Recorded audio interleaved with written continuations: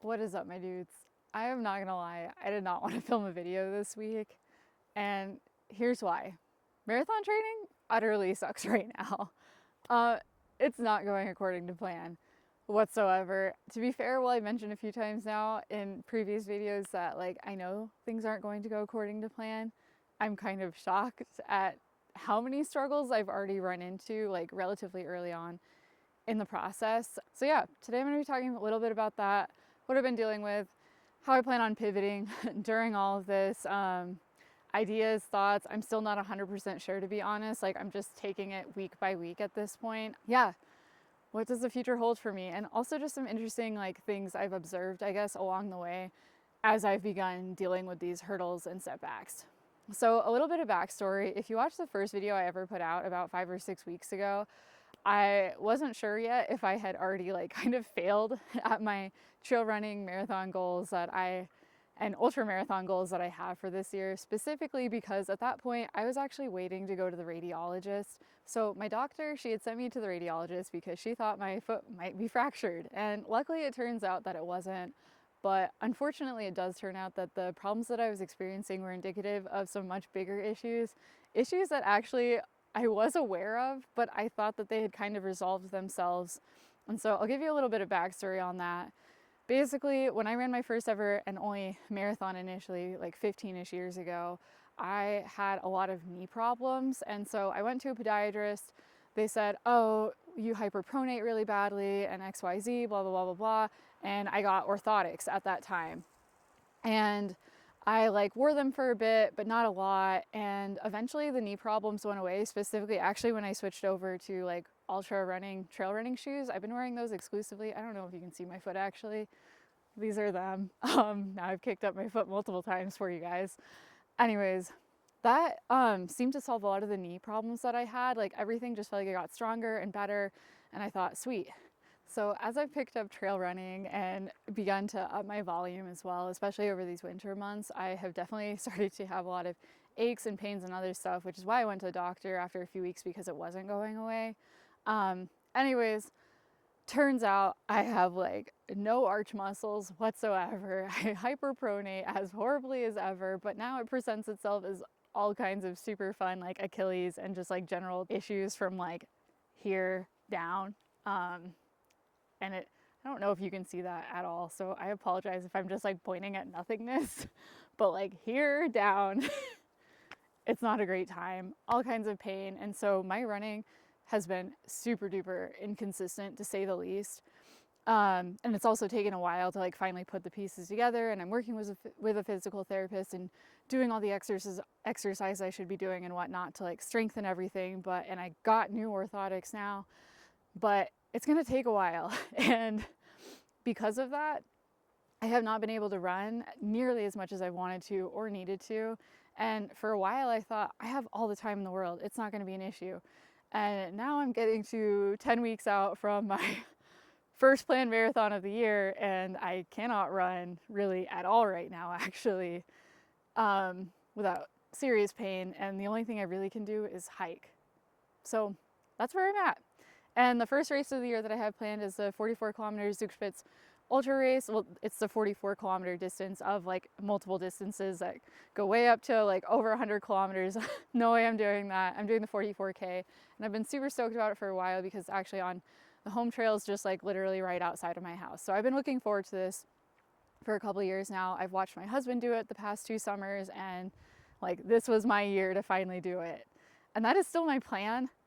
But I'm trying to figure out how I'm going to make that work because I can't run right now. And while the doctor and the physio haven't said that I'm not allowed to run, my big thing is things hurt.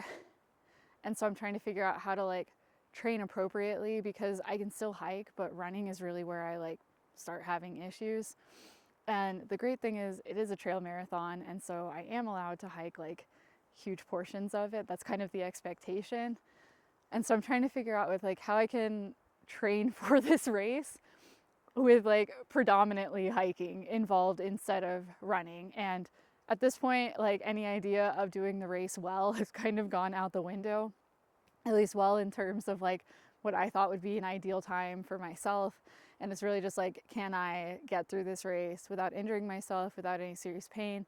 And can I do it while still meeting the cutoff time? Which at this point, I think I can, but I am definitely lowering my expectations and trying to figure out what that's all going to look like. So it's been interesting. And I also had another marathon planned 3 weeks after that, and I'm not sure anymore if that's something that I should just drop and then focus on the bigger goal of getting ready for the 70K that I have planned in September. And is that even going to work out? I'm not sure. So anyways, this is where I'm at. Training just kind of sucks. I feel like fairly demotivated in some ways because at this point I had expected that I'd be very comfortably running like 25K distances, no problem.